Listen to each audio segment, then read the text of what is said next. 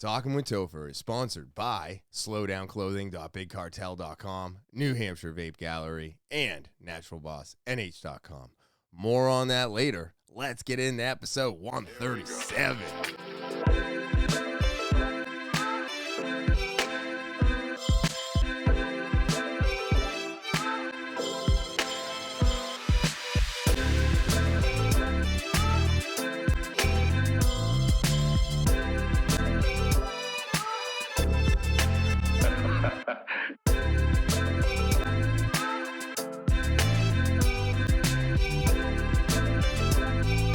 What is happening, TwT fans? It is so good to be back on this November 17th, 2022. And how are all of you? I hope everything is going really well out there. Before I get into an amazing episode today, I want to start off the way I always do. Yeah, by thanking all of you out there. That's right. All 166 of you. Thank you so much for subscribing to the podcast. I greatly appreciate it. There's a couple new ones, so that's always exciting and always the reason why I'm coming back week after week. If you are new to the podcast and you're just stopping by, checking it out, whatever you happen to be doing, hit that subscribe button, all right? It's the one thing I'm asking everybody to do. It's literally the most important thing to the channel. Of course, feel free to give a thumbs up for the video, share, rate, review, leave comments. All of that helps push the podcast out into the algorithm and gets more eyeballs on it. So go ahead and do all of those things. I appreciate it. Of course, if you want to get more involved with the podcast, right? You want to maybe be on the podcast. You want to get your story out there. Maybe you need some advice. Well, all of that can be done with our official email. That's right, talkinwithtopher@gmail.com. That's talkinwithtopher@gmail.com. That's the official email of the podcast. Go ahead and send your story, your whatever you want for advice, or let us know if you want to be on the podcast. All right, I'm having almost anybody on this thing because that's just the way it goes, right? I want to have more people on here, and I want more everyday people like myself on the podcast, going through life and dealing with its struggles, its ups and its downs. So send the email over to talkinwithtopher@gmail.com. And then if you want to follow me, I'm on social media. That's right. Instagram, Twitter, Snapchat, TikTok, and Facebook. Again, I'm on it all. Instagram, Twitter, Snapchat, TikTok, and Facebook. I always appreciate the follow, and you can do that if you would like. All right, Instagram, Twitter, Snapchat, TikTok, and Facebook. And now with all that out of the way, let's get into today's episode, right? All right, so this is somebody that I've known for many years now from Professional Martial Arts Academy. I'm wearing the pink shirt to raise awareness for breast cancer. It's not just for women, it is also for men. Both of us deal with this fear of having cancer kill us. So this is an awareness for men because I don't think men out there talk enough about this. So without me rambling on and on and on about how I feel about this subject, I want to get right into today's podcast. That's right, with my guest, Elijah Weber. Woo! What is happening, everybody? I have got a guest here. He is somebody that I've worked with for many years, again, from Professional Martial Arts Academy. It's really great to have you here in Topher Studios. Elijah Weber, how are you doing today, Bo? Hey, man. Yeah, bring it on in. Bring it on in. Thank you for having me on. Yeah. This is incredible. I've never done anything like this. This is a wonderful studio you got. Do you have anything to plug or promote? Well, I started doing a BJJ page on Instagram. It's eweber.bjj. Oh, cool. I have a personal account too. That's like, it's got all like my personal photos on there, like stuff of me and my fiance and my dogs, whatever. That's _ Excalibur Prime _ But I'm really trying to push the BJJ thing, hopefully, in the future. We'll see where it goes. I'm just trying to have fun. Absolutely. But those are my two things. I'm on Facebook as Excalibur Prime. I used to use my real name, but things got a little crazy over the past couple years, and Really? I didn't want to, you know, have a lot of negative associations with my name and people that I'm associated with because I was, you know, exercising my right to free speech. Well, before we get into anything, Yeah. what do you mean? What was going on with your name? Well, so I would post crazy stuff on Facebook. You know, a lot of it was I thought was rooted in truth, and you know, people would come out calling me a crazy person, a conspiracy theorist, which at the time I was like, what? I'm just putting two and two together, man. I'm just asking questions. Oh, Especially with the whole really? pandemic and all that stuff. When that stuff started to go down, there was Oh. just a couple things where like, this doesn't seem right. Yeah. Let me ask somebody how they feel about this. And I would just get told, shut up. Don't ask questions about that. Just do what you're told. And I was just Oh. like, okay. And I would continue to do that until things would just get weirder. And then I would speak out about things. And then for whatever reason, I don't know if it was the algorithm caught me or, you know, Mark Zuckerberg himself. Oh, for or real? whatever. I've been shadow banned so many times on social media just Oh, for like, wow. not even like saying this is fact, is more of like, what's up with this? Right. Anybody else think that's kind of weird? And it would just be like, your account's been flagged for misinformation. And I'm just like, dude, I didn't even say anything was a fact. I was just like, hey, this is weird and it's not adding up. How does everyone else feel about this? Yeah. Yeah. And I was just told, no, Really? can't talk about that. Well, that is complete bullshit all around. I have to say, out of all the posting and stuff that I've done over the last 2.5 years, I've had 3 posts taken down and 1 silenced. Yeah. And I was like, what's up with this? You know, and it bothers me, but I don't know if I have been shadow banned myself, but you have to type out like my full name in order to find me on anything. Yeah. Like you can't just type in a part of my podcast or part of my name and find me. You have to type everything out. The whole thing. Yep. Yeah.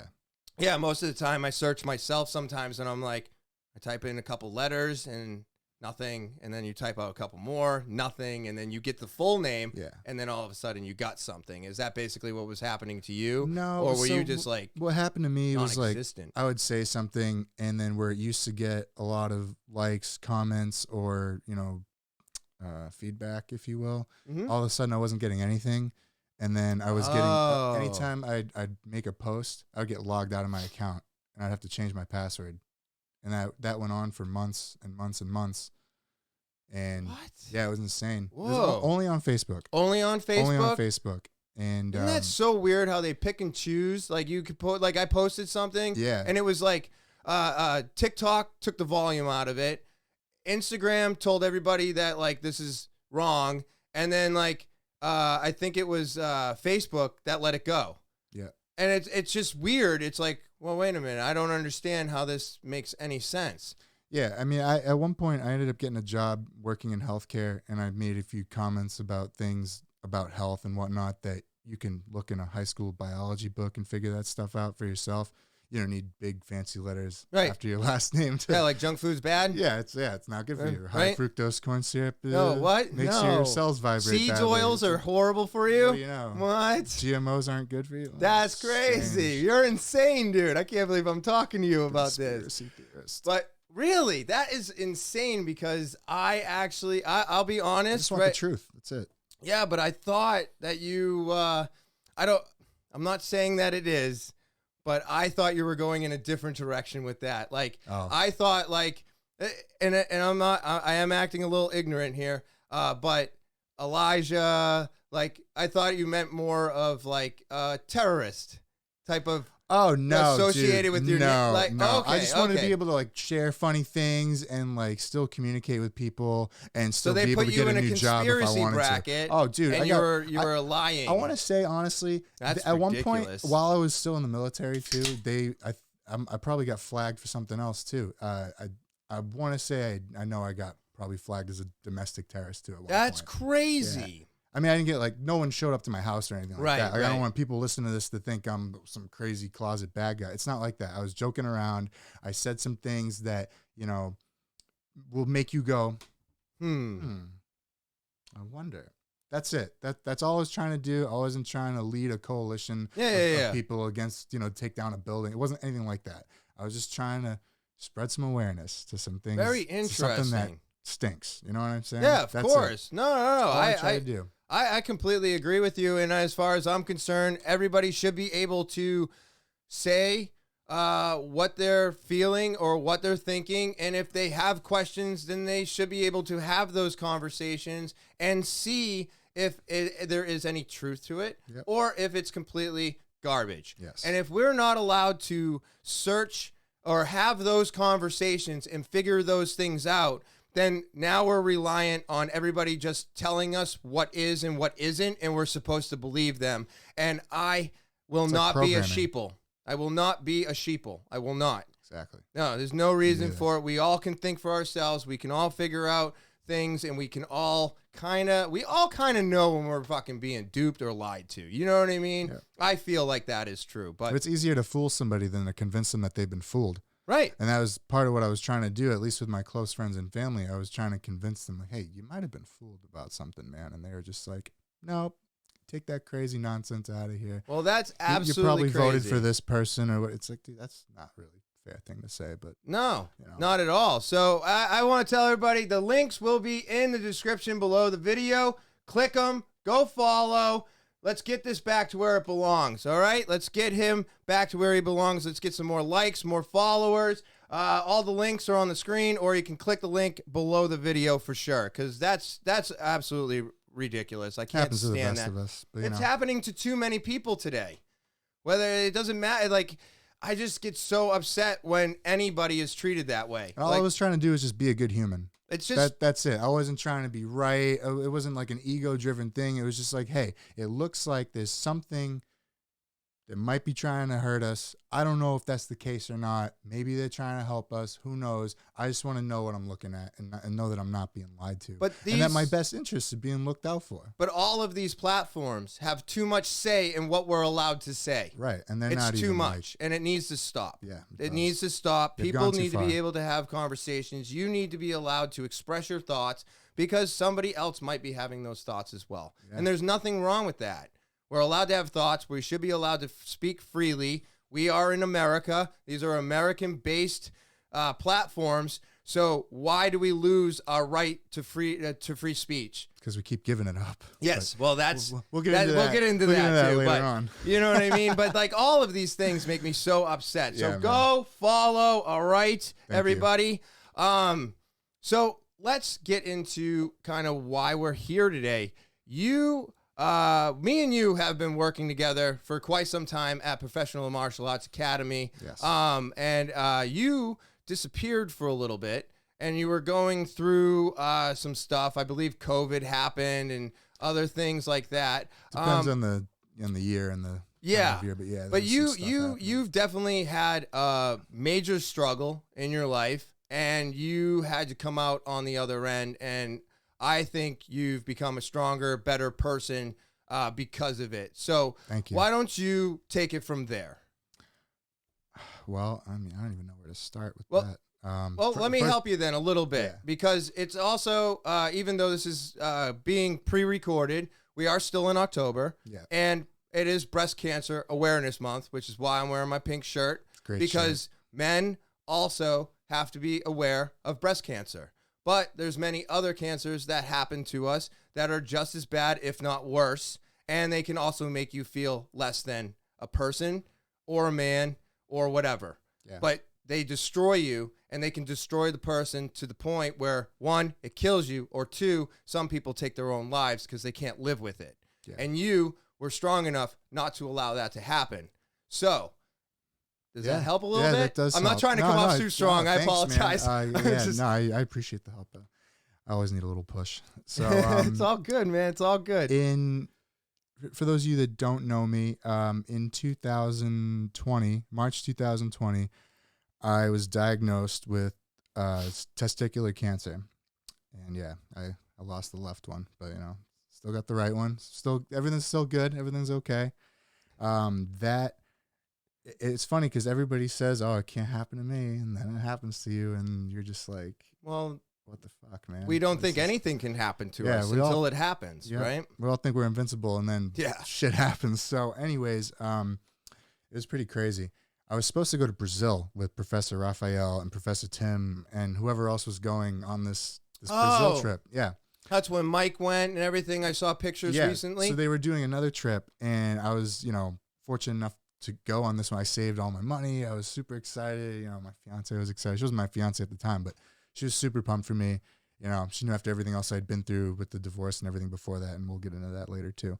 But she knew how excited I was for this trip. I was so excited. It didn't get to happen because of COVID and everything. We still almost went. Professor Raphael called Magilla and I, and he was like, "Hey, can you guys speak Portuguese?"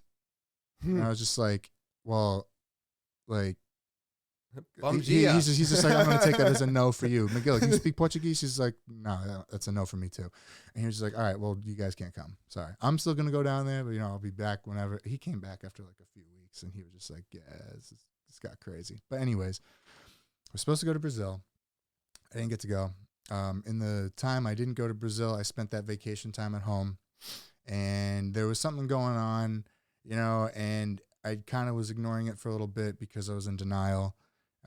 So if you ever feel something weird, especially below the belt, if you're, you're a male. Can you describe what you were feeling? Was it pressure? Was it burning? Was it? No, there was no pain associated with any of Okay. it. So like, It just fell off. no, all right, this is gonna sound weird. So I was in the shower, like a normal person takes a shower, and it was like a voice popped in my head, and it was just like, when was the last time you took a look at those? Yep.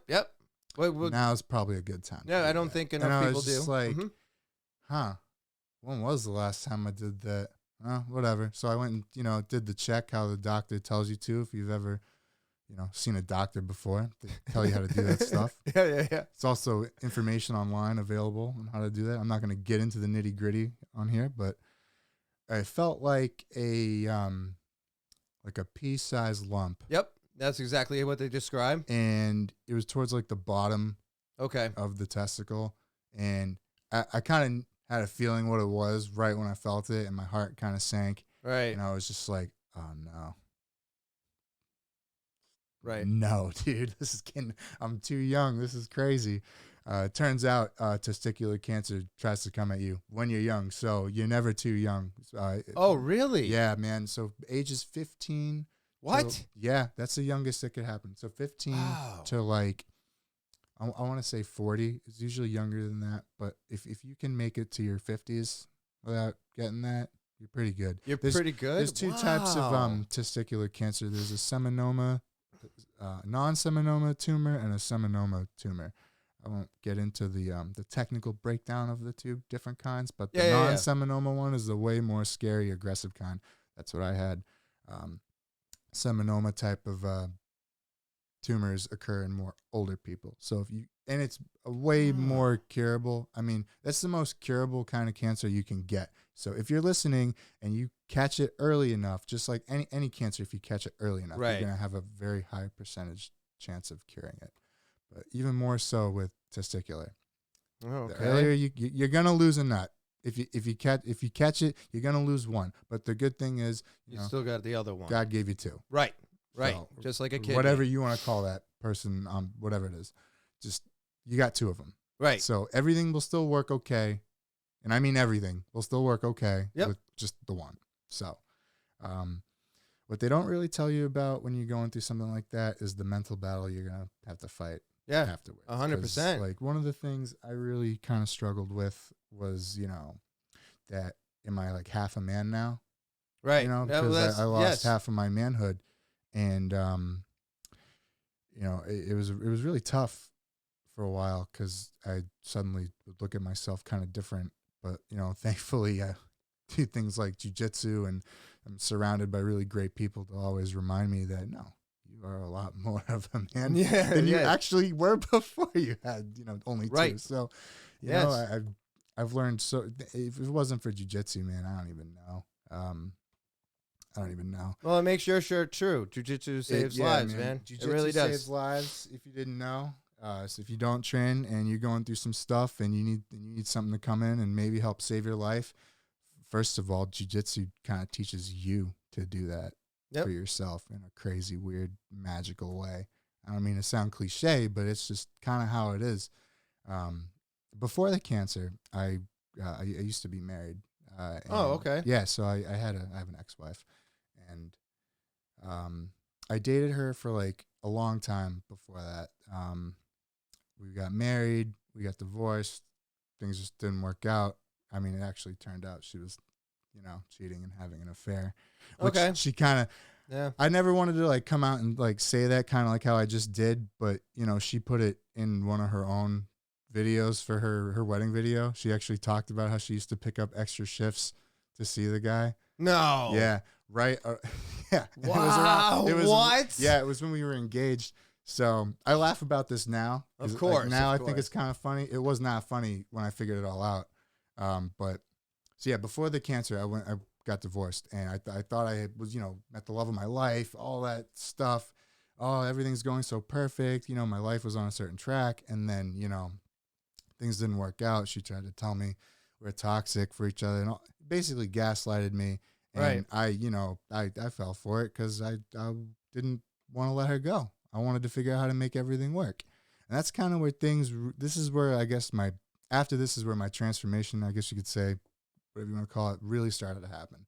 Because I hit rock bottom after the divorce. I just I didn't even know what to do with myself when she left. Well, how long were you together? I was with her for like 5 years. 5 years? Just shy of 5 years. That was dating to the marriage, dating everything to the wedding. 5 years. That's still a reasonable amount of time. Yeah, and my whole life was planned out. I thought everything was gonna go a certain way.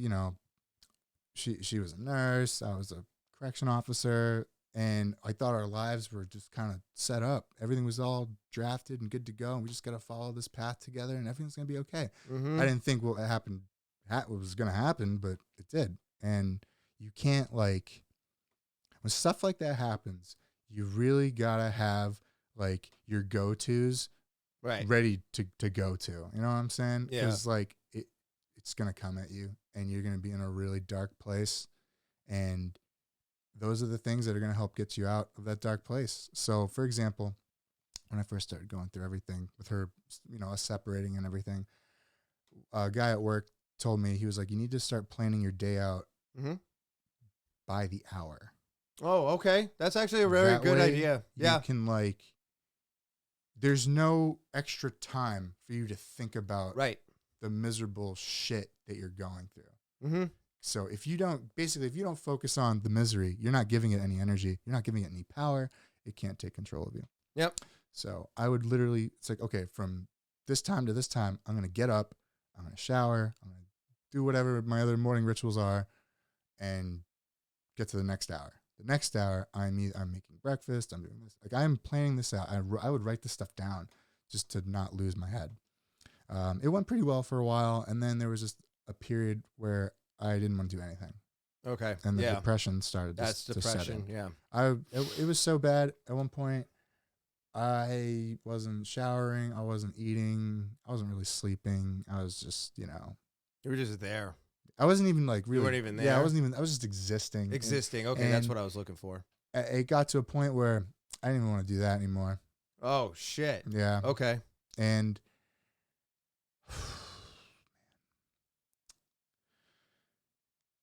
I'll never forget this. So it was a really cold and lonely morning in February. I want to say it was the 4th. And no one really, a couple people knew some stuff wasn't right, but I didn't really tell anybody. Yeah, anything. Right. Because I hated my life at the time. Yeah. And there was one morning where I was going to do something really, really dumb and really permanent. Okay. And I came very close, and then all of a sudden, it was like another friggin' weird voice showed up in my head. And I'm not schizophrenic or anything like that, for the record. Just saying. At least no doctor said that. Right. But it's like something popped in my head, and it was just like, no. And then my phone started ringing. Really? This is at 7:30 something in the morning, and it was Professor Lucas. Shut the fuck up. Dead ass. Professor Wow. Lucas. And he was just like, "Hey, Elijah, where you been? I haven't seen Yeah, I you in haven't seen class. you in class." It's been a month. Where you Yeah. been?" I've gotten those phone calls. And I Yep. was like, "Professor, I'm sorry. I haven't been in class. I haven't been feeling good." He's like, "What's, you don't feel good? Why you don't feel good? Tell me, what's going on? Yep. Tell me Yep. right now." And I was just like, "Professor, I'm sorry. I'm really sad right now. I'm going through some really hard times." And he was like, "What hard times? What are you going through? Tell me right now." And I was just like, I don't want to talk about it right now, Uh-huh. Professor. I don't want to talk about it." And he was just like, "Well, I'll tell you what.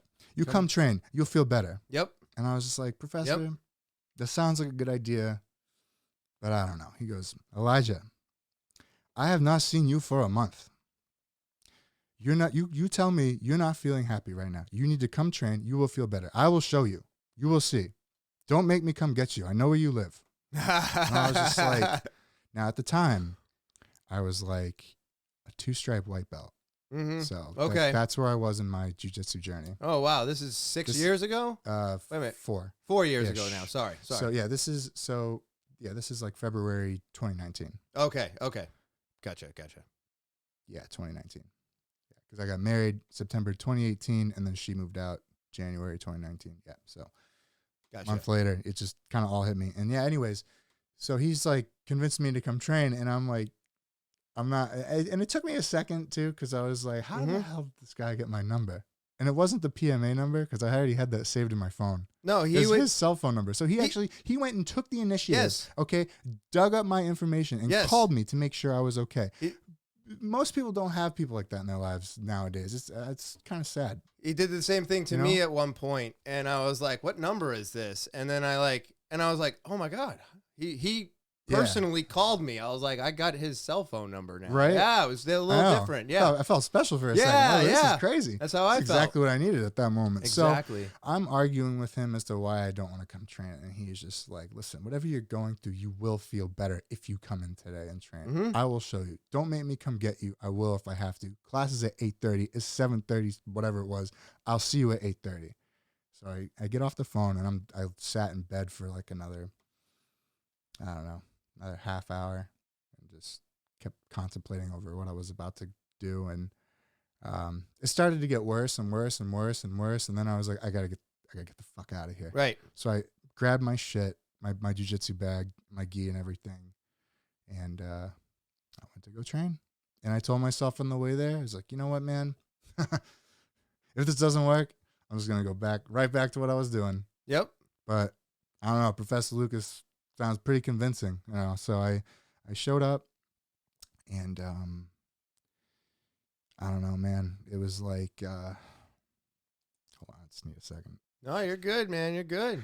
No worries. It was insane because I don't know. I'm not going to say it like healed me right then in that one class, but but you over felt time something. it did, because so I went to class, and I was driving back from class, and I wasn't even thinking about any of the horrible shit that was like going through my head. I was just so excited that I got to hang out. I think you were there too that morning. Oh, was I? Yeah, it was. I get to be around such great people and have an awesome time, and I learned something new and cool, and it was exactly what I wanted to learn jiu-jitsu wise. Which, what a coincidence, right? So, I went home that day, and I was just like, I choose life, man. This is like, there's more to my story, and I'm not gonna let this situation be the end of it. Yeah. So I went to class again that night. Oh, nice. I ended up taking off the next like week of work.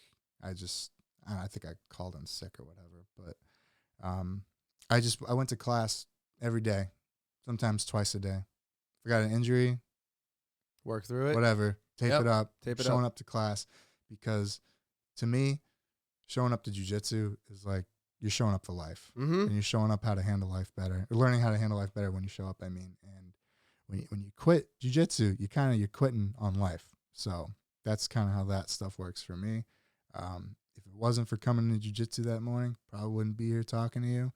If it wasn't for Professor Lucas and a lot of other really great individuals at PMA, Start BJJ, looking out, talking to each other, say, hey, doesn't seem okay with him. Someone should check in on him. Mm-hmm. Because at first it was Mike Firth was, you know, calling me, and he was like, "You all right, dude? Everything okay with you?" And then in class, next thing I know, you know, this guy's like my shadow, and he's, you know, watching over me and telling me everything I'm doing wrong and how to do it better when professor couldn't be there for that. Yep. You know what I mean? Yeah. So I'm very grateful for the friends and family I have through there. And, you know, thank you guys, you too, you know, for being there for me all the time.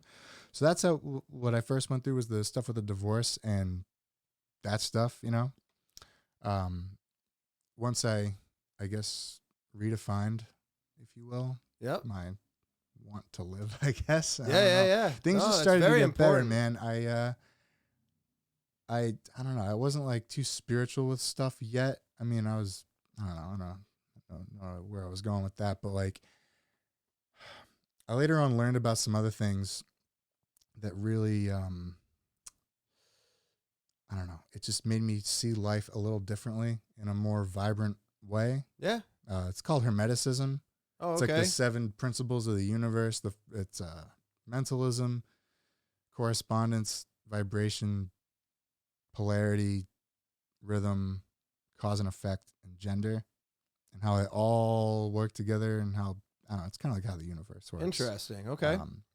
But I started to get into that stuff like way later on down the line, and it just kind of, I don't know. So like the principle of vibration, it's kind of like the law of attraction. Everyone's like, oh, you got to attract what you want and all that stuff. So I was in a super negative state of mind, right? So anytime I would think something bad or negative, oh, my life sucks, oh, this chick ruined my life, or whatever, weird negative things would happen throughout my day.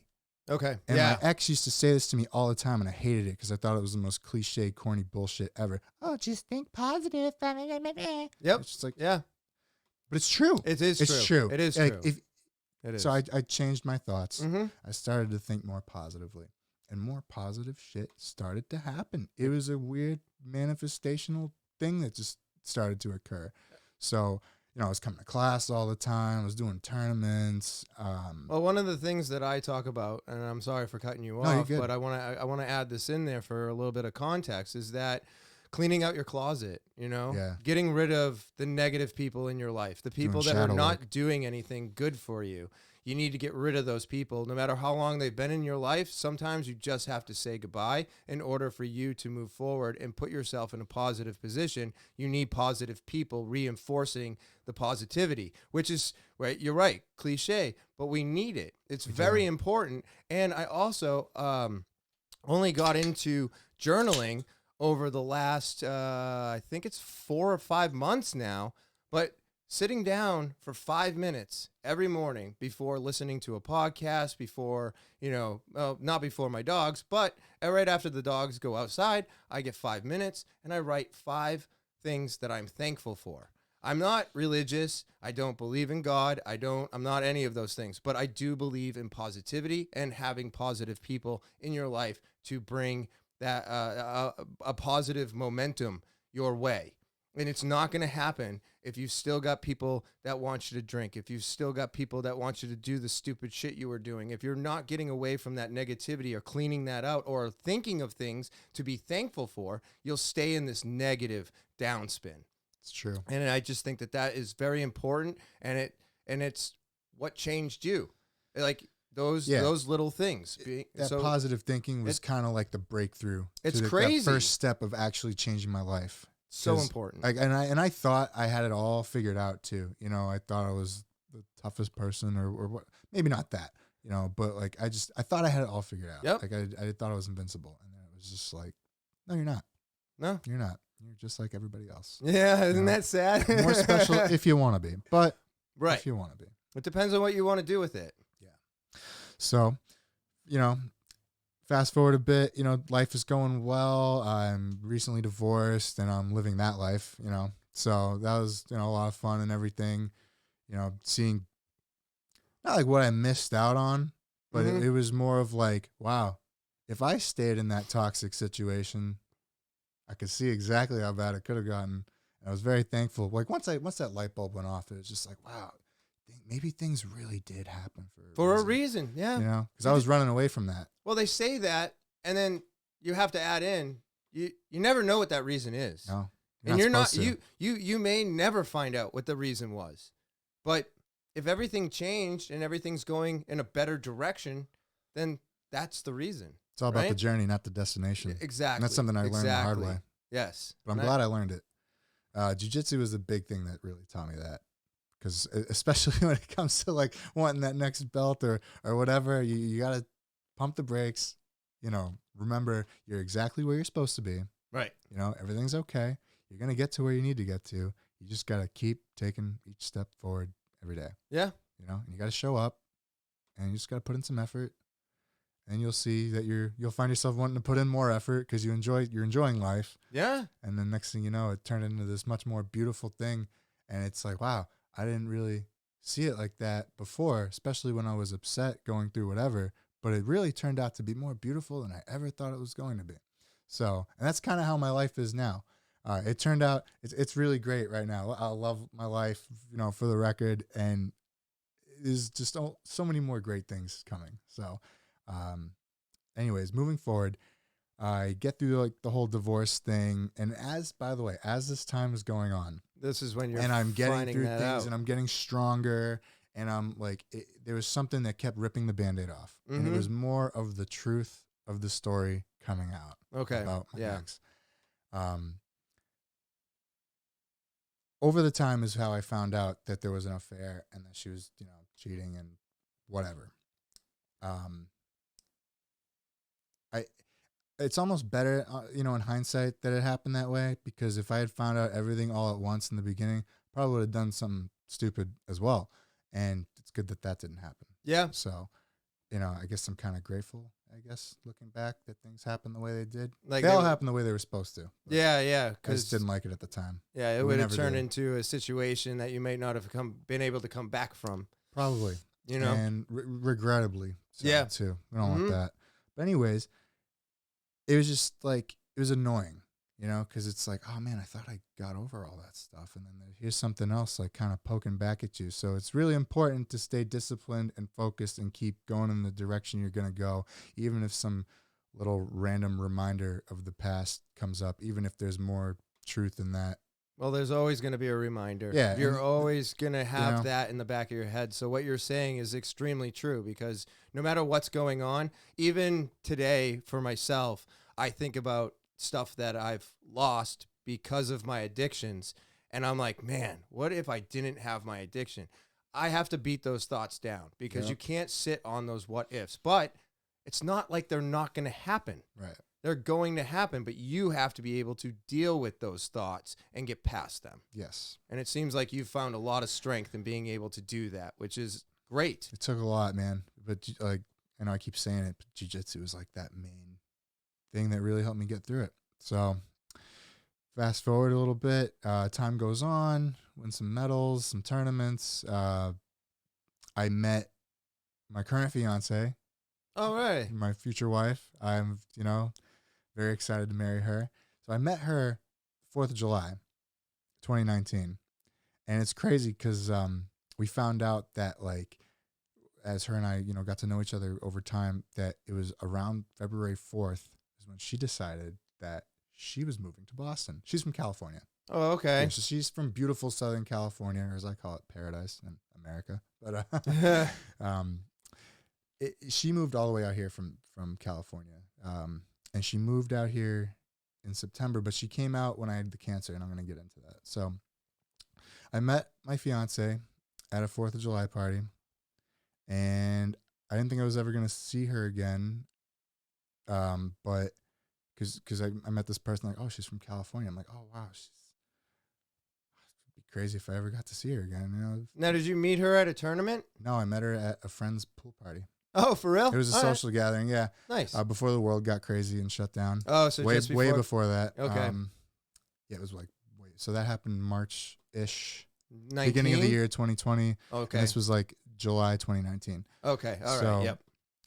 I met this amazing girl, and to the point where anytime I would try to like meet other women after the fact, I was thinking about her. Cool. And it was just like, wow, I've never experienced something like that. And you know, long story short, I'm going to be marrying her now. But she went back to California, And I couldn't stop thinking about her. I eventually, we made plans to see each other and all that stuff. And it all ended up working out. Like I went out to California. Or no, she came out here. I went out to California. And then a few months later, I found out I had the cancer. Okay. We weren't like boyfriend and girlfriend on Facebook, we'll say. But we were, you know what I'm saying? Well, it's not real until it's on Facebook. It's not real until it's on Facebook. But we didn't have like a label like that, but we were very all about each other. And I kind of knew I wanted to marry her, like when she first came out to visit me in October. But anyways, that's cool. I digress. I found out about the cancer in March 2020. I tell her about it, and it's funny because we were in an argument about something. I was supposed to do something else, and I didn't do it, and she was giving me a hard time. And so to get out of the argument, oh no, I was just like, "Hey, I really need to go get this taken care of." You dropped the cancer bomb. Well, I didn't drop the cancer bomb. Okay, I dropped oh my God. Because I was actually trying to get out the door to go see the doctor, and she was rightfully arguing with me about something, and I wasn't trying to like, get out of jail free card here. I was like, I really got to go. They're going to close and whatever. So she's like, what? What do you mean? You have some kind of weird lump. Why are you telling me about this now? Why did you choose now to tell me about this? And whatever. And I was like, I don't know, but I'm telling you now. She's like, you need to go to the doctors right now. Like right now. And I was just like, well, it's kind of late. You're right. I should go right now. She said, well, why did you wait so?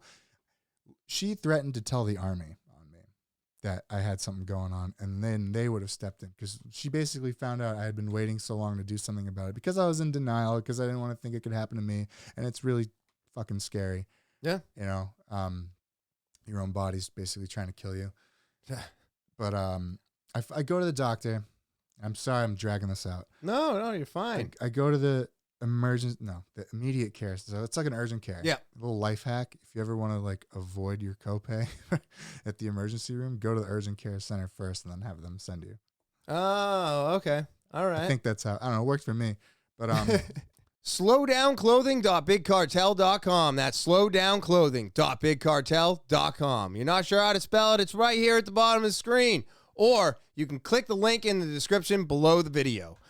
I love this website. They have amazing products at great prices, all for you. And if you use the code TOPHER before checkout, you're going to get 10% off your entire purchase. And what better deal can you find than that this year, right? With inflation and how everything's going, prices keep going up, but not slowdowns. They're still staying the same. And now they've given me the option to give you 10% off your entire purchase. So happy holidays. This is all year round, but it's the holidays. So you need to be getting those gifts, right? Thanksgiving's right around the corner. Christmas is right after that, or whatever holiday you choose to celebrate. Maybe it's not Christmas. Maybe it's Hanukkah. You're still giving gifts, right? So go to slowdownclothing.bigcartel.com and get the gifts that keep on giving. Whether it's the gloves or the sweatpants or the sweatshirts or the hats or the jacket, or maybe you want to get them towel and swim trunks because maybe they have an indoor pool and they can swim all year round. Or maybe they're living a warm climate like California where basically it never gets cold, So whatever your reason is for getting gifts this year, make Slow Down Clothing the place where you're getting the gifts for everybody this year. All right? And with TOPHER promo code, before you check out, you're going to get 10% off your purchase. So go to slowdownclothing.bigcartel.com today and get all your gifts out of the way and use promo code TOPHER before you check out for 10% more off that purchase. New Hampshire Vape Gallery is located at 180 Lafayette Road, Seabrook, New Hampshire, down the street from Home Depot and next to Smoke Rings, where we're open 7 days a week from 10:30 to 8 p.m. And feel free to give us a call, 603-814-4171. Are you tired of going to any vape shop out there, asking somebody behind the counter a question and not getting an answer? Well, look no further. New Hampshire Vape Gallery's here. We've got all the answers, and if we don't, we'll just let you know we don't. It's just that simple. We're going to be open and honest with you, and we're going to get you what you're looking for, not sell you what we think you need. All right, it's a different atmosphere in there. We've got all the disposables and all the THCO, HHCs, all the Delta 8s, all the CBDs, all the flavors, all the menthols, rechargeable and non-rechargeable disposables. We've got them in stock. And of course, if you're looking for the newest of the new of any pod device and or box mod kits, we've got it. We've got it all in stock today for all of you. And of course, don't forget, it's the holidays. Yes, Thanksgiving's coming up. Get your holiday list done and go get what they're looking for today at New Hampshire Vape Gallery, located at 180 Lafayette Road, Seabrook, New Hampshire, down the street from Home Depot and next to Smoke Rings, where we're open 7 days a week from 10:30 to 8 p.m. And feel free to give us a call, 603-814-4171. And as always, I look forward to seeing you there. NaturalBossNH.com. That's NaturalBossNH.com. Are you looking for more things to get people? You want some stocking stuffers? You're going to get them right here. All these products make great stocking stuffers for this year's holidays. That's right. Whether it's the body balm, the lip balm, the salve, or the beard oil. All of these products, including the foot and body soak, are absolutely amazing. Some of the best products I've ever used. They're small business, which makes great products. It's woman-owned, woman-run, amazing. I stand behind NaturalBossNH.com because they have great products, great prices, and now you can get them for the people that you love. Stick them in those stockings, wrap them up, and pass them around with the dreidel. Whatever you're doing this holiday season, get Natural Boss products, okay? I love them. I live by them, and you should too. So go to NaturalBossNH.com and buy one or all 5 of these products today. I get to the urgent care and they're like, dude, you need to go to an emergency room. Shit. And I was like, dude, oh, fuck that. All the emergency rooms are full of COVID people right now. I'm all set. And they're like, well, then have fun. You should go. Just saying. So I was like, all right. They're like, which one of these emergency rooms do you want to go to? Because you're going. And I chose, this one in Nashua. So I went there. Okay.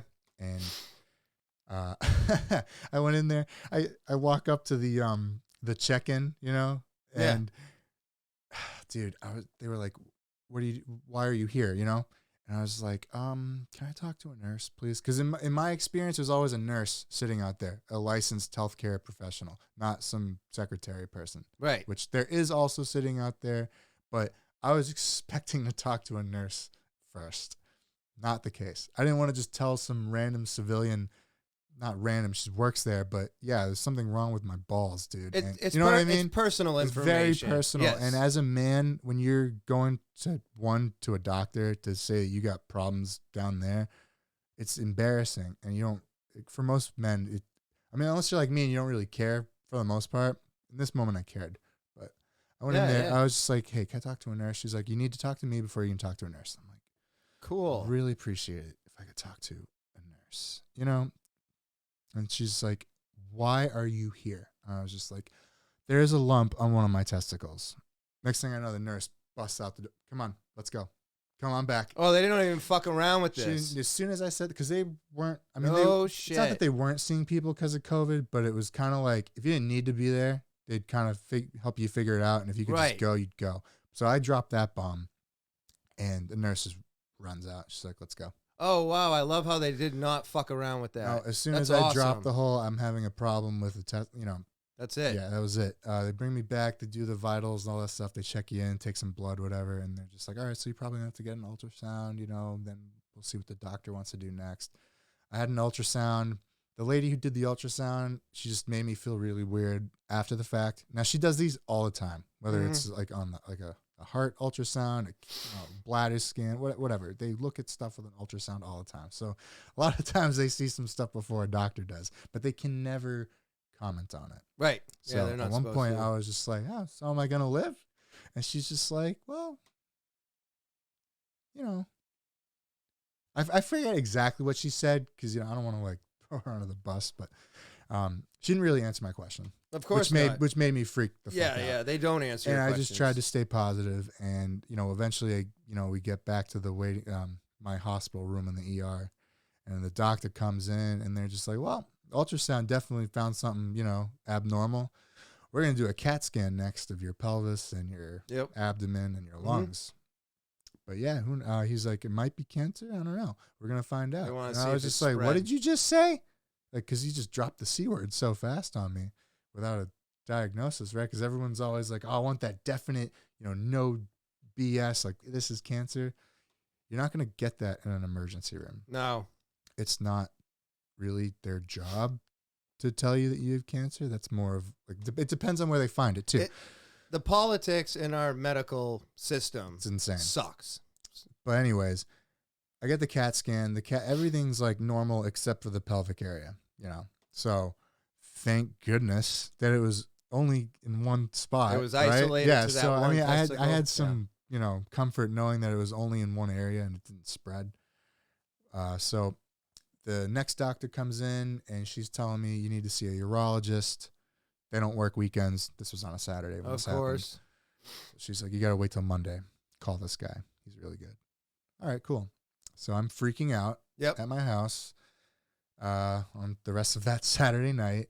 I actually got a phone call, too, later on because of all the, I want to say this was around the George Floyd stuff I think was going around. Oh, okay. Going on at that time. So there was protests everywhere, if you don't remember, if you're listening to this.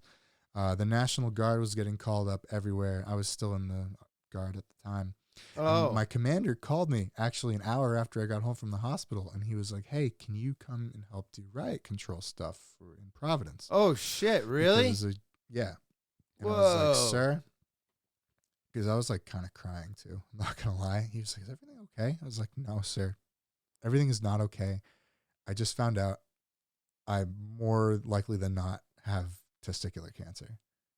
And he was just like, "Oh, shit, dude. Yep. I'm so sorry. Yeah, you don't have to come." No shit. Straight up. And he was like, "Do you need anything? Like, do you need me to call any of the guys? Like, what do you need?" And I was like, "Well, thanks for asking. I know you got a lot on your plate right now, but I was like, I'm good. I'll be fine. I hope.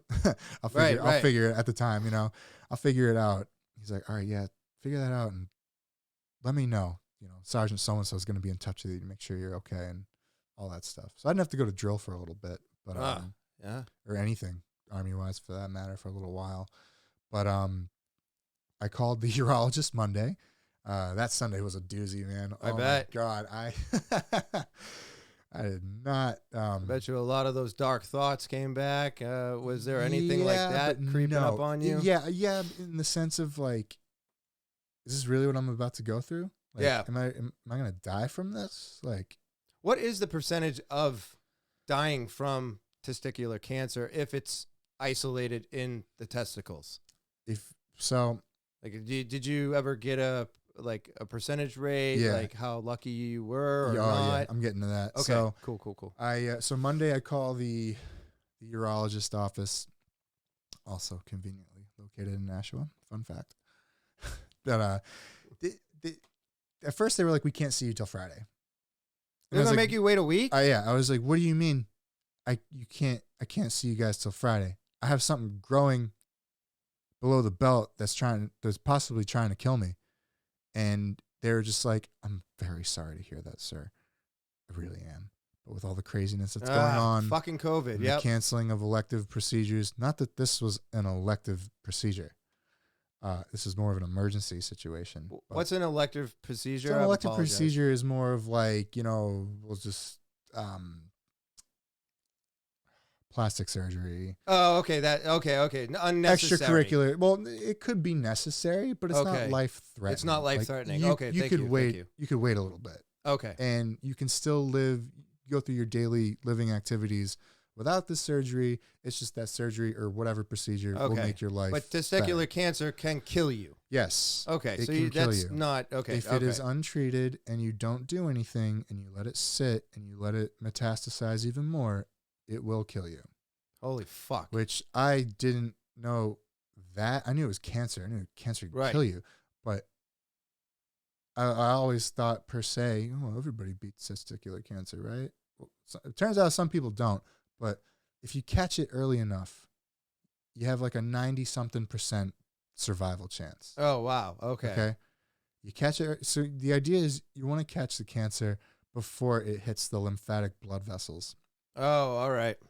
So then it'll travel through your lymphatic system, up and down your circulatory system, and then it'll kind of spread its seed around to your other vital organ areas. Jesus Christ. So there's some people that, like, a lot of times when people have like something in their lungs, like a tumor, you want to check everything else because it may not have started there. Right.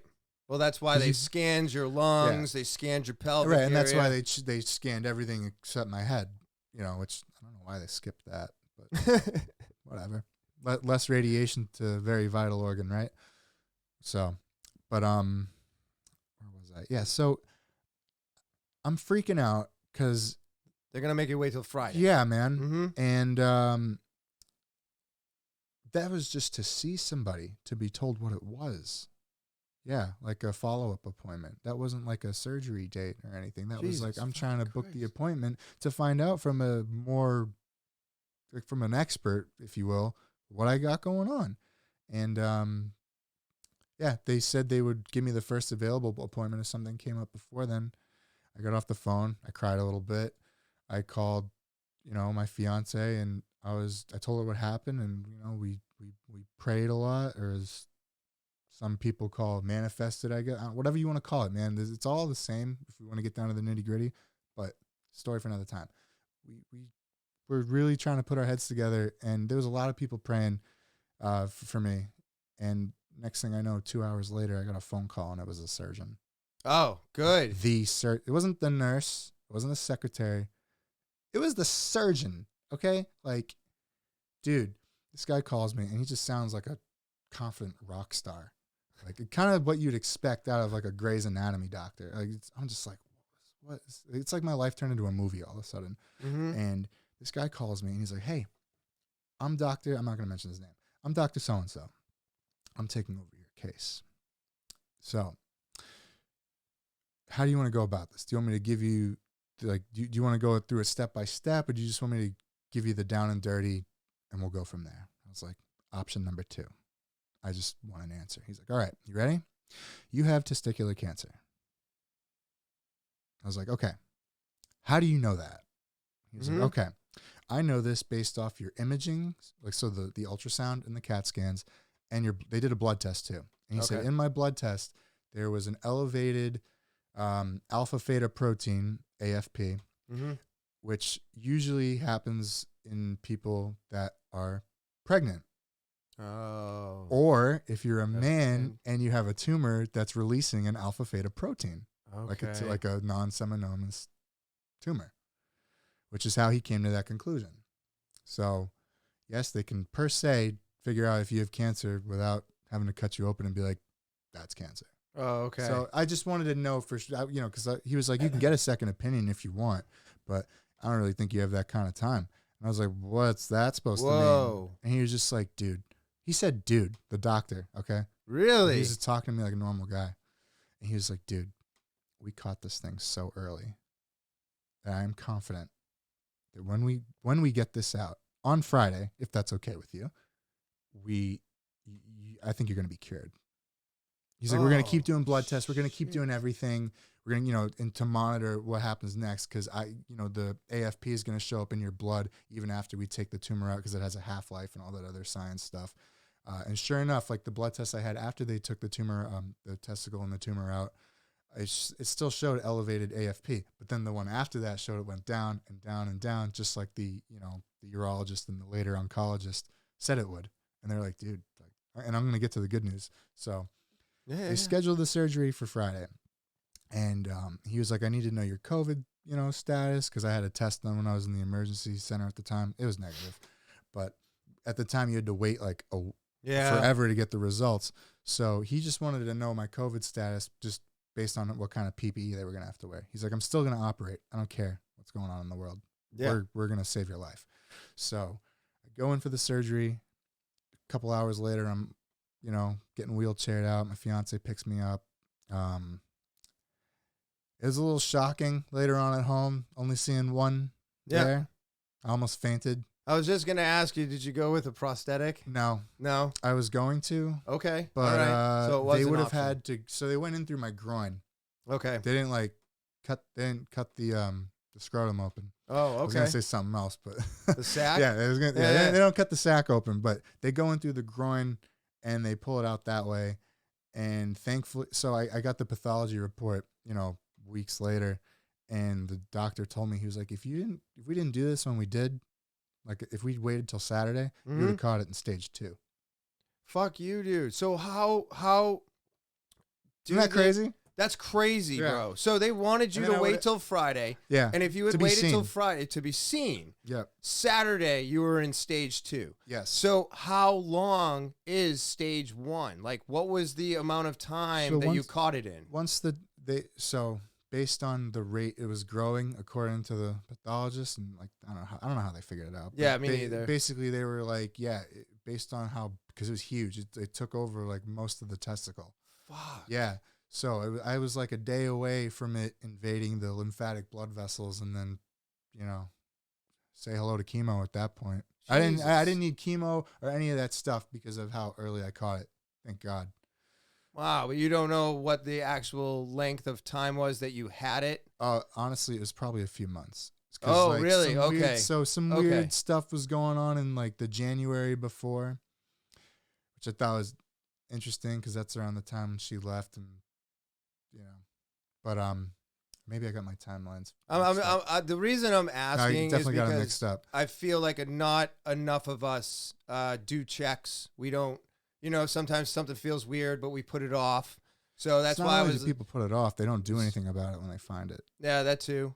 There's all kinds of, and I'm also asking for myself as well, because when I found out that this is the cancer that you battled, I was like, oh shit. I went into the shower. I started checking. I was like, I didn't even think to do any of this. A lot of people told me that because I posted a thing on Facebook when I found out I was cured. Like I was in remission. I've been in remission now for like over 2 years. I'm going for 3 now. Nice. When I first told people about it, I didn't say anything really until I had good news. Right. And that was, because I had a CAT scan after, and they were like, everything's good, blood level's good, you're in remission, start the clock. And once I told people, a lot of dudes hit me up and they were like, hey, dude, I found this. And it wasn't, and to the ones that found something, like thankfully it wasn't cancer or anything, but like, yeah, but you got people checking. I got people checking, and that's the most important. And they part. were like, dude, no, and they ended up going to the doctor, and they had whatever going on, but they're okay now. Good. And if they didn't go, whatever it was, it probably could have been worse. Yep. Us, we as guys, we don't, sometimes we don't put enough effort into that kind of stuff. Well, it's like not making sure you're okay. How old are you? I'm 32. You're 32. I'm going to be 43. Could have fooled me. This November. So I don't know about you per se, because you are about 10 years. No, everybody does. It's all those Newport cigarettes I used to smoke. They just saved everything. They froze it in time. That's what I believe. But anyways, no. But what I'm saying is that like my dad didn't talk to me about this shit. It wasn't something that was talked about. Most of the time, it's awkward. Most of the time when I got upset about something, my dad was just like, suck it up. You're going to be fine. Push on through. Right. That's what we were always taught, because you're a dude. You're supposed to be this. You can't be whimpering and crying or doing. So the way I was brought up, you weren't even thinking about this. Now, today, we're realizing that we do need to think about this. But most of the younger people out there today don't even wash themselves properly. Or brush their teeth. You know what I'm saying? Like, it's crazy that you hear public figures telling younger generations to fucking wash under their ball sack. Wash your dick. Like, why are you not doing these things anyways? You're in the shower. You're in the bathroom. Squeeze them while you're there. You're already playing with it every single day of your life right now. So why not squeeze them? Make sure you don't have anything abnormal down there, and fucking clean underneath your ball sack, wash your shit with soap. Like, I don't understand why we have to say these things, but back in the day, it was looked at as weakness. Yeah. You were looked at as a weak person, and that's not true. This is actually a strong thing to do. This is actually very hard and difficult to face. So when you do that, that makes you a stronger person. It doesn't make you a weaker person. So even though I don't hold any of that against my dad, his generation was even fucking worse. Oh, yeah. You know, his parents, his everything was way worse than what I got from them. They learned from their parents' mistakes and did better with us. But still, every generation we're trying to do better and better. But it seems like something was lost in communication in general with just how susceptible we all are to cancer of any sort. And it was, I believe, for me, about maybe 6, maybe 10 years ago, I didn't even think guys could get breast cancer. So well, guys can get pregnant now. So well, no, I'm not going into that because I disagree with you 1,000%. I disagree with that too. For the record. Okay, good. Just I'm saying. so glad. I was just joking. No, I know. But what I'm saying is, yeah, of course, because no it's funny. Pun fully intended.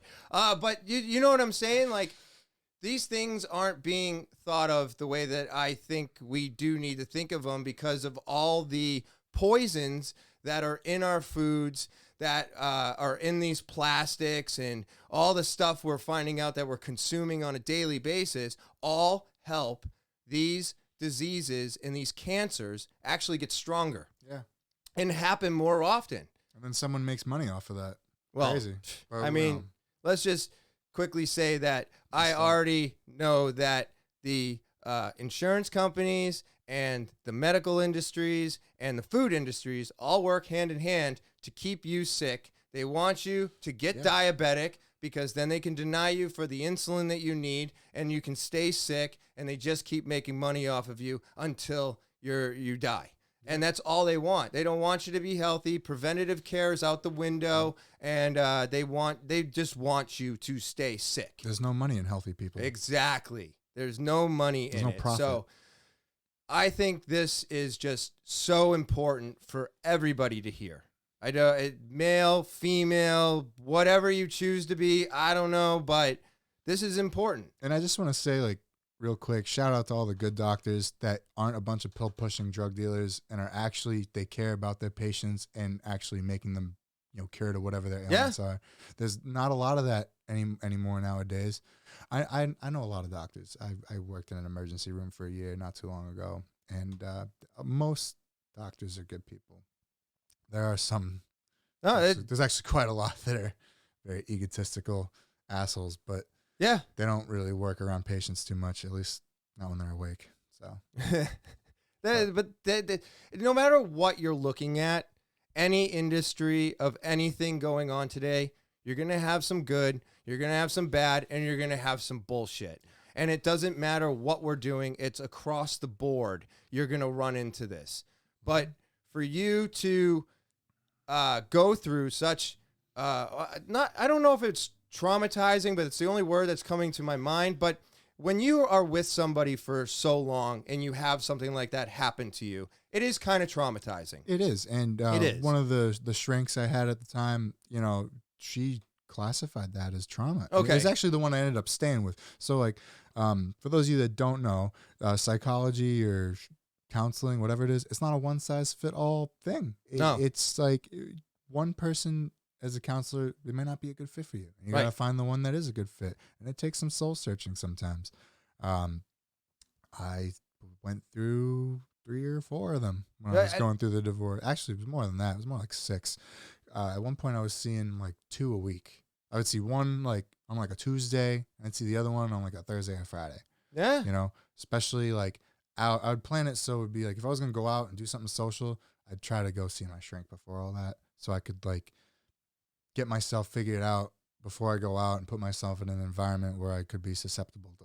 That's a great thing to do. Stuff with my friends, you know what I mean? I would talk to my shrink about my alcoholism, and I got to go to a wedding, and what do I do? And he's like, well, you just do what you need to do to not drink. And so I was like, all right, I'm just gonna bring my pot with me, and I'll smoke a joint, and Now I don't have to think about alcohol, and I just watched everybody get stupid. And I was like, oh, wow, I made it through the wedding. Right. But I also had to go through multiple shrinks in order to find one that fit me. And I've said it many times on here. You can't just be one and done with that, because they may not be the one for you. You have to have a connection, and you want that connection to be true. And just to I want to piggyback off that. Sure. You can't give up after only talking to one counselor, because if you do that, then you could end up not, making it to the next day. Okay. Mm-hmm. If you just take, you got to get different perspectives. You got to get different kinds of advice. It's kind of like in jiu-jitsu, when you go to different schools and you meet other professors and other people, and you get that different energy. Yeah. You know what I mean? It's kind of like that. You figure out what's best for you. And that's like one of the things I love about where we train. It's like, if you're not understanding something, right? At least when we had, before, if I didn't understand something back when Professor Lucas was there, Professor Tim would show it to me, and I'd understand it differently. Or if I didn't understand either one of them, I could go to Professor Rick. Yep. And he'd show me whatever it was a different way. And then maybe I'd get it, maybe I wouldn't.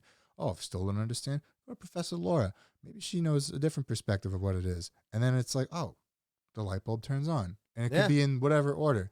The thing is, you got to get that different perspective if you're not getting the answers that are helping you out to get to where you need to go. And with counseling, it's not a one-size-fits-all thing. No. Now I'm down to one shrink now. I haven't gone quite some time. I need to get back to that. But again, hold on though. If you've got a shrink, right, and you haven't been to them in a while, that's a good thing. No, it is a good thing. It's a very good thing, because that means that you've gotten yourself to a point where you don't need to go to them every week. But don't try to rush to that point. No, you can't do it. You got to let that happen. You got to let it all happen. Yes. You got to do the shadow work. I mean, you don't have to do shadow work, but that's more of like a Carl Jung type of phrase. Oh, okay. I can get into that later. But you want to be very careful when you it's almost like an alchemical thing, okay? When you break yourself down and you put yourself back together, you want to be very careful how you do it. Because if you do it wrong, things will get put back and it'll be all fucked up. And then you're going to be all fucked up. And there's no nice way to say that, you know what I mean? There's no PG way of saying that, but as far as I'm concerned. But that, to me, that's just kind of how that is. So you want to make sure you're putting yourself back together correctly. Otherwise, it might not be a good outcome. I mean, you could try to break things down again at that point, and then rebuild again, but you might, it's about the journey, and you want to make it about the journey. You don't want to make it about the destination, because sometimes when you get to the destination, you're just like, oh, it's not what I thought it was. And right. Well, let's be real about that. The journey getting there, it's like you look back on that and it's like, oh, that was awesome. That was awesome, because most of the time when you get to that goal or you get to that next level, it's never what you thought it was going to be. No. You always think it's going to be more. You always think, I need more money because I want to get these new toys. And then you get the new toys, and then the new toys lose their fire. Yeah. And then you need the next new toy. Yeah. So the journey is the most important part of it, because what did you do to get to that new toy? What did you do to better yourself? That's the important part. The bettering yourself happened because that happened, because you put in that work. Exactly. Without that work, you're not getting to that goal, period, no matter what the goal is. So like I tell all my customers when they're trying to quit vaping, and they're trying to quit smoking and go into vaping, they come in, they want to get off the cigarettes, and as soon as they, one day they haven't touched cigarettes, they're like, I need to drop to 0 nicotine. And it's like, Jesus Christ, you need to crawl before you run. You're going to go right back to cigarettes. 100%. That's all that ever happens. So even from quitting cigarettes to anything that you're trying to do today, and I was trying to think of another example, it failed, but anything that you're trying to do, it's always about the journey to get to there, because when you get there, you're not done. No. You just finally took you took all the steps to get to that point. Now you need to take more steps, and they're going to be even more difficult to, one, either keep that where it is, or two, to bring it to the next level. Yeah. I didn't make it 6 years off of alcohol by quickly. right? No. 6 years is not quick. Rome wasn't built in a day. And I still have to do my things in order to keep me off of alcohol. But now it's a little bit less. I don't have to try as hard anymore. But do I have to keep trying?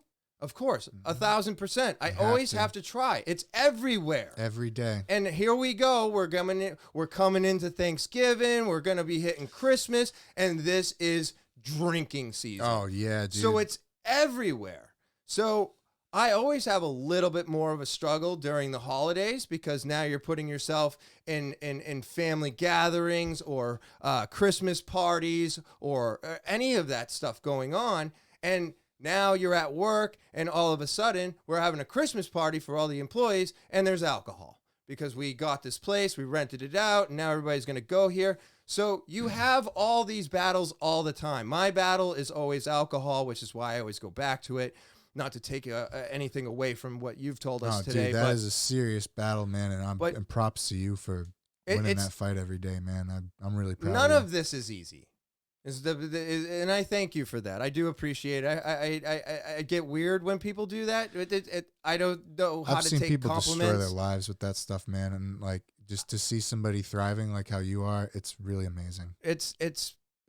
I was so close to destroying everything 6 years ago. I was so close to destroying everything for like the umpteenth time. And it was just like one of those things where it's like, I don't understand why I kept destroying everything and not learning from it. But whatever kept me from destroying it the last time and kept me where I am today, I don't know what it is. I don't know what changed, but I'm thankful for whatever it was because it wasn't just family and friends and I have so much to lose. There was a switch that went off. Yeah. And it's like, I'm always looking for that switch to go off in jiu-jitsu. You know, I want to get to the point in my game where I actually feel like I'm flowing and not struggling to get to where I want to go. And I haven't had that switch go on yet. But what I've realized from everything that I've dealt with today, that I have no control over that switch. It's going to go off when it goes off. Happens. Yeah. And you know, going through everything that you went through and coming out on the other end and not ending your life, not taking those steps and listening to Professor Lucas and all that work you did to get you to where you are today, that makes you a stronger person. And I think that's amazing. Thank you. Because it doesn't matter what your struggle was or is. It's getting out on the other side of that, becoming that better, stronger person. And now you're a purple belt. You're killing it. I still can't believe that sometimes. Isn't that amazing? Yeah. Did you ever think you'd be a purple belt? No. I didn't. Actually, honestly, if I can answer that question, no. Yeah. I remember when I first started and I thought getting your blue belt was the shit. You know, forget being a black belt. I thought that was amazing. But I was like, dude, you can get your blue belt in this thing.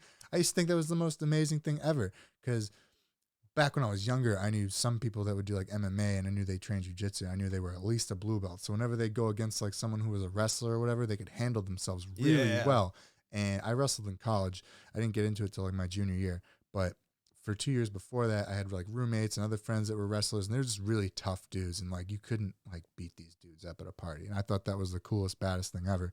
And I thought they were the toughest people ever. And then I see dudes that are blue belts and they're taking these wrestler people down. And I'm like, that's like, that must be, and that's probably why so many blue belts quit. Cause they get to this level. They think, oh, I don't need to know anything more. And then they peace out. But there's a whole bunch of other reasons for that.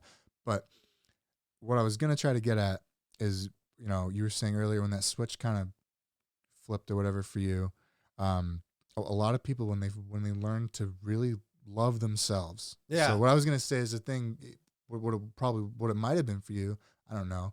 It was love. Love is the most powerful force in the universe. Okay.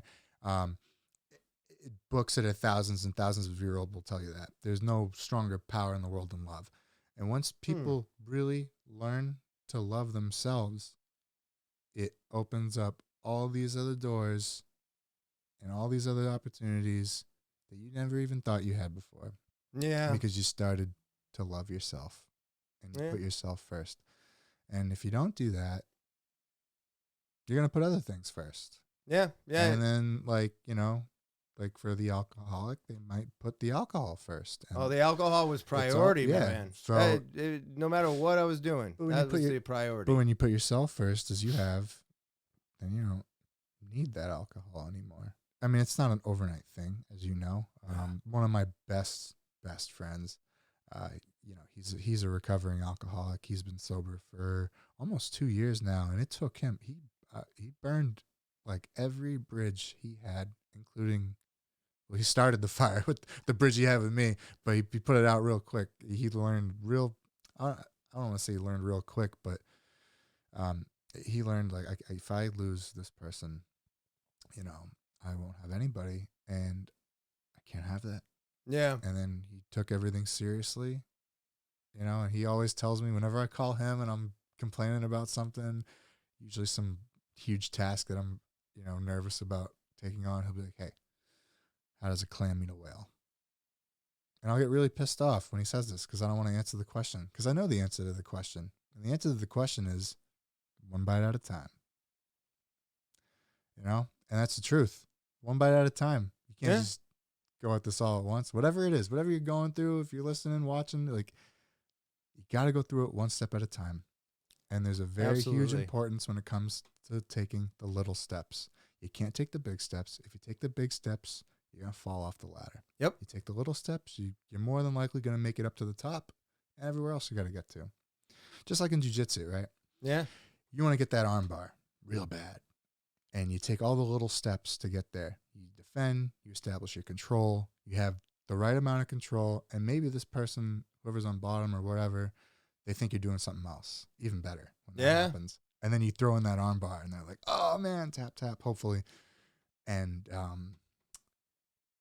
all the little steps you take to get there is what makes that arm bar so great. Now, if you just skip a bunch of little steps and you don't get control and you just, you know, get in that S mount and throw your leg over, but you don't have the elbow per se where it needs to be, that kid's going to pull that arm out, and you're not going to get that arm bar, and you're going to have to try again.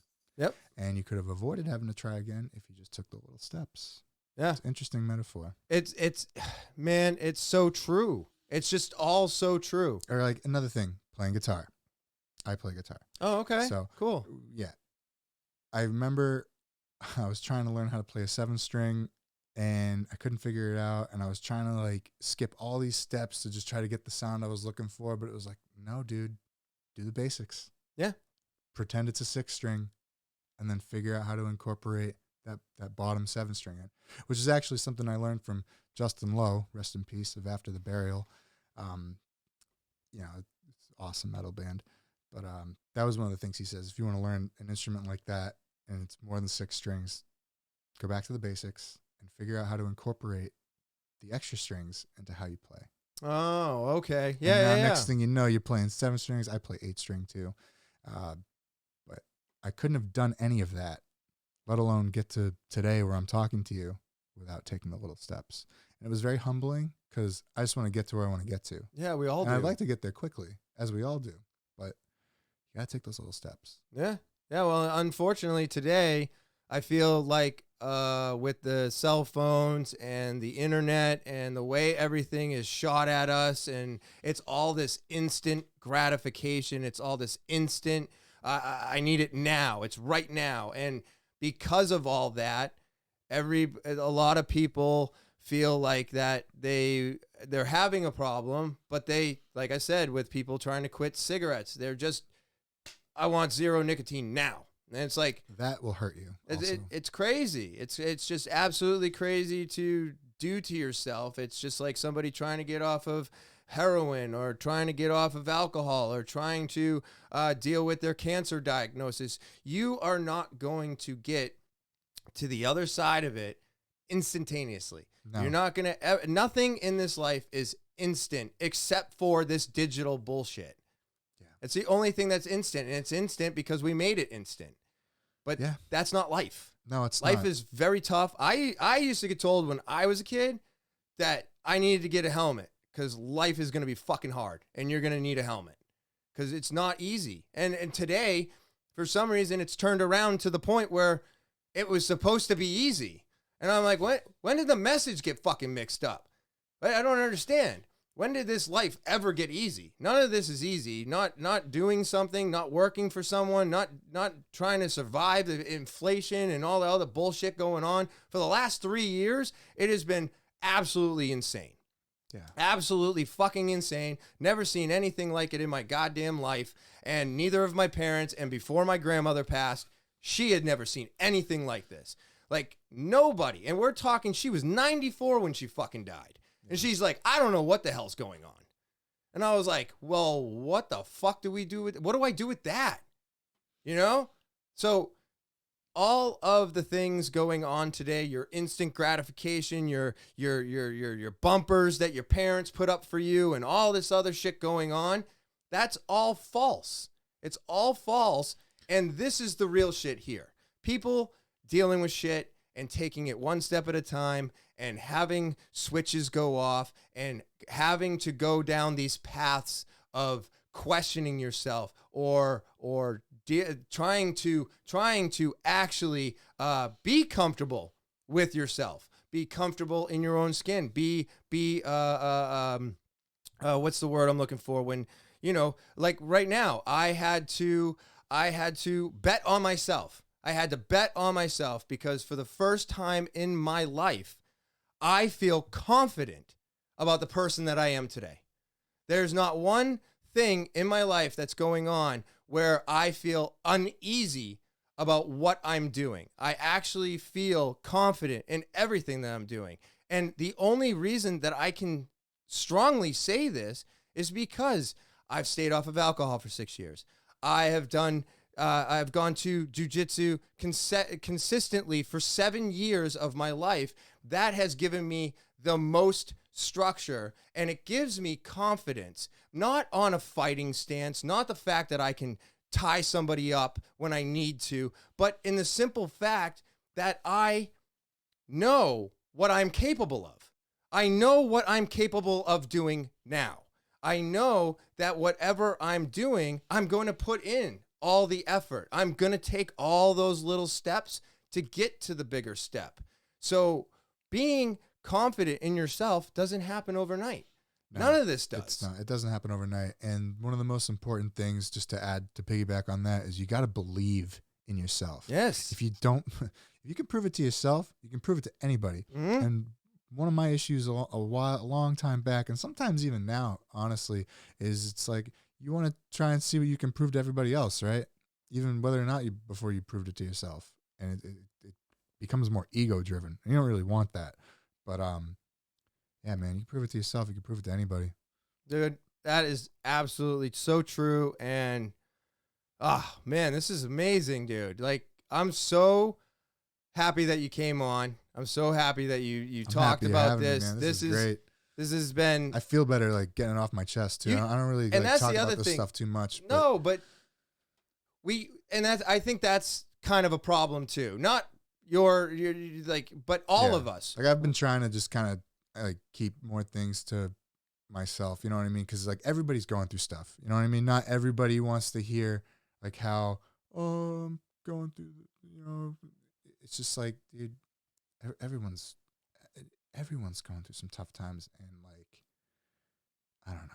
But I think the important thing is that now that you're feeling more confident in yourself and where you're at today, now you're capable of telling your story. Yes. And there's people out there right now that probably have felt that lump, that probably have done the same things that you're doing, and they're putting it off, and they could be stage 2 now. They could be stage 3. And the only reason that they didn't do anything is because they felt exactly how you felt when you first found it. And that's why I wanted to have you on, because I want more people to understand that we all feel the same shit. Yeah. We all feel the same way. We all doubt ourselves. We all feel like we're the biggest piece of shit to ourselves. And once you get past that, am I at the point in my life where I don't think I'm still a piece of shit? No, of course not. I still do stupid things. I still got some of my leftover anger. I've still got a lot to work on. But where I am today, I'm a hell of a lot more confident and aware of all of those things. And alcohol was suppressing that and hiding it from myself. And I was denying it to myself, like you were trying to deny to yourself that, like, there's something, but I don't want to find out what it is. Yeah. You know what I mean? And so everybody goes through that as well. And the fact that you came on here and opened up, that's awesome. That is a great step. You should feel good about getting this off your chest, because one of the best things to do that I've realized for myself is that if you don't get it off your chest, you sit on it. Yeah. And that's a heavy weight. And a bruise. Yeah. It's a heavy, heavy weight. And that's why I always talk about my alcoholism. I always am very upfront about it, no matter what I'm doing. And I'm not saying that you do that all the time with your cancer, but now you might. It's a little bit of weight lifted. You know, as we grow older and we open up more and we understand that, like, we're not the only ones going through this, it makes us more apt to talk about it more. But the other problem is we're not famous, so nobody really listens. But we're all saying the same thing, because maybe we just don't have the right algorithm. Maybe, but I don't know how to beat that. But no, Elijah, this has been absolutely eye-opening. Like I said, when I heard about this, I was like, oh, okay, these are things I need to keep in the back of my head and think about a little bit more often, and do some due diligence and on checking myself as well. And that, I mean, this has just been so eye-opening for me, because we all have to deal with this if you have a male anatomy, and this is something that can happen to us. Even if you're a female, okay? Females have breasts, yep. Right? Naturally. And check, even if you're a female and you're listening to this, watching it, whatever, this message is for you too. Yeah. Like, go check yourself before you wreck yourself, okay? I know that sounds silly, but it's true, okay? You might have a lump somewhere. Go get it looked at, yep. Please. Like, your life is precious. You know, this is like, we're all on a journey, okay? And you can't do your journey if you got shit going on like that. It holds you back. So check yourself before you wreck yourself, so you can go on and do whatever else you're trying to do. 100%. And I just want to backpedal. I wasn't saying that it's not for women. And I know you weren't saying that either, but I want to put it out there. The reason that I'm so about the male side of all of this is because I feel like males are the most on putting it off. Oh, they are. I feel like females, they talk.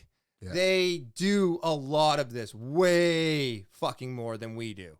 So that's why I said what I said. And I know that you weren't doing anything to, like, point it out to me or whatever, but I just wanted to kind of backtrack on that a little bit, because I just feel like males are fucking stupid.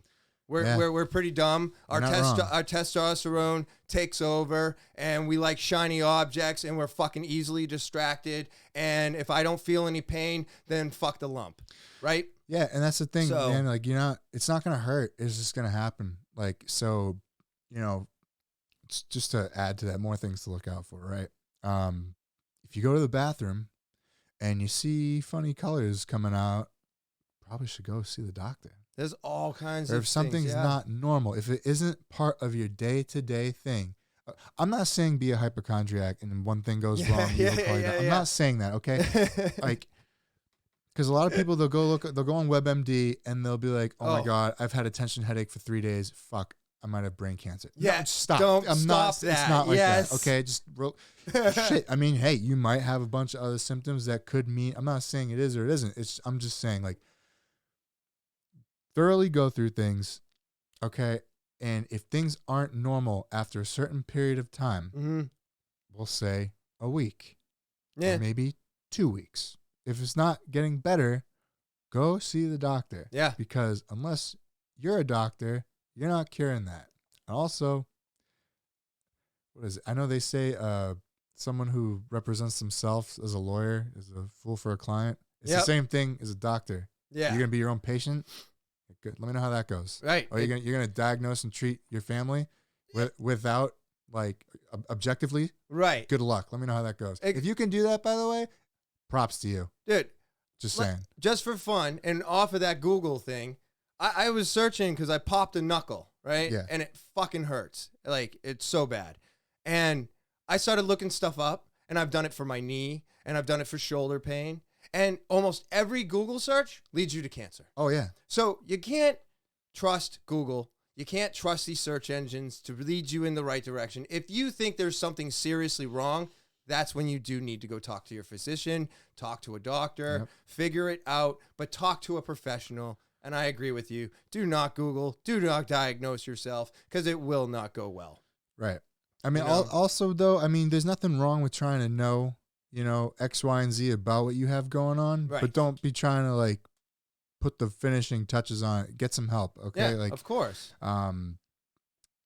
forgot what I was gonna say, but there's just a lot can go wrong there. Yeah, of course I can. You could completely miss something, and then it could be life threatening. Yeah. You know? I mean, don't trust Google. Yeah. But trust your instincts. If you feel like something's Yes. wrong, then go talk to a doctor. Go talk to somebody that's supposed to Yes. know what the fuck they're talking about. Now, real quick before we get going, I was actually curious because you came into class, but you didn't join us, and there was something going on with the knee. So how's the knee? So, all right. So, about a month ago, I was at work. I work at a jail, and I'm a correction officer. And Oh, okay. They, the inmates were fighting. It was a 2-on-1 fight, and I had to help restrain the guy, which was, who was the one of the 2-on-1, and he was winning the fight. I got to give him props. The one guy was Of actually the 2-on-1, standing yeah. on his own between the two. Well, it was on the ground at this Wow. point. So he was winning. Pretty big guy. He was like 3 times my size, and I went to go help restrain him, and he tried to throw me onto my back. I would have like rolled over. So it was either land on my knee or get rolled on my back. I'll take the knee. Yep. And that very hard C-pod floor, it won. Yeah. Sort of. I was able to get up. Everything was fine. Inmates are okay. In case anyone's wondering. I'm okay too. Everyone's okay. A little OC spray action. That stuff is strong, dude. Let me tell you. Yeah. Yeah. Well, I was gonna go in there to try to restrain the guy, and then one of the other guys who had the spray was like, "No. What are you, an idiot? Hold on." And he's like, "I'm gonna spray you if you don't stop." And they wouldn't stop, so he sprayed him. Now you can go in. I was like, "Oh, good call." Almost got sprayed. So, anyways, you would have gotten sprayed. Okay, I see. yeah. So, long story short, there's some. I thought I tore some stuff in my knee. Yeah. Had an MRI. Thankfully, knee's okay. There's just some Bruising? tissue that got lodged behind my kneecap. Oh, So it was like wow. a loud popping. It's not pleasant. So I'm doing physical therapy right now, and we'll see if it still hurts in a month. I might have surgery, Oh, really? but I might not. So we'll see what happens. In the meantime, I'm just coming to be with the team, to show up, and I don't really like. I don't know. I want to take advantage of every opportunity I can. Yeah. Even if I can't train, I can still watch the technique. I can still be around that energy. Yep. See everyone's awesome smiling faces, including your own.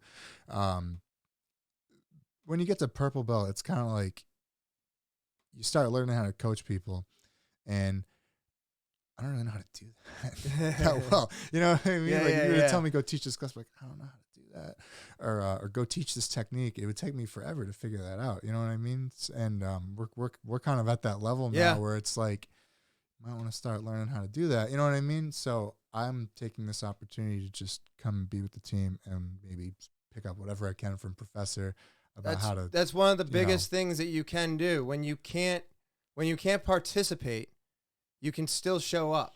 Yeah. Because like you said, the energy, and plus you're still learning when you're there. Yes. It doesn't count on your card, but you're there, you're learning, and you're still engaging. So all of those things are super important. I know Professor Lucas, Shihan, Laura, and Rob have all called me when I've been out with injuries, and they were like, just come and sit. Yeah. And sometimes that's difficult because you want to participate. Yes. But guess what? Doing that is just as rewarding as sometimes being on the mats with everybody. It really is. And I want to just give a quick special shout out and thank you to Professor Tim Barchard for encouraging me to come in and, stay active in the sense that I'm, active in the community. on the sidelines, yes, but I'm still learning by being there. I'm with the team. You know, Yeah, I love he it. lets me sit on the mats with everybody, you know, and if the white belts are having a hard time, he's like, why don't you go help them out? And I'm like, really? Like, Yeah, "No, of course. He's like, well, yeah, you're purple belt. I'm like, Yeah. oh, snap. All right.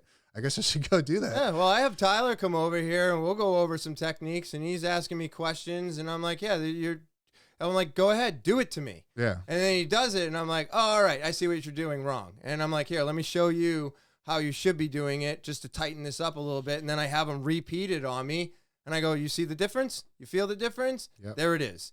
You know what I mean? I don't know it all. There's a lot of stuff I'm asking questions on. I still haven't even really found my game, because every time I think I found it, something else snaps, breaks, or gets bruised. So I'm like, oh, okay, we got to change this up. But when it comes to some of the more, I don't like saying the word, but basic moves, those ones, I've got a lot of those down. It's just sometimes it's really hard in the moment to pull it off in perfection. Yeah. But when you're just talking about it and going over it, it's like, oh yeah, I know exactly where to go. Here, here, here, and this is how you do this. And it's like, so I show him those things. So that actually helps me feel more, maybe confident, more confident in showing the lower belts, you know. It makes you better.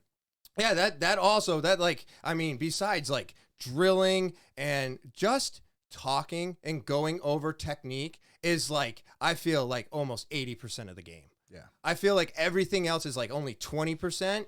And like that dialogue and those slow moves and just having little time, all the baby steps then become that, and you know, you get that submission and you're like, holy shit, the light bulb turns on for you and me. Yep. And, you know, just having that dialogue with Tyler sometimes, I'm like, oh shit, this is here.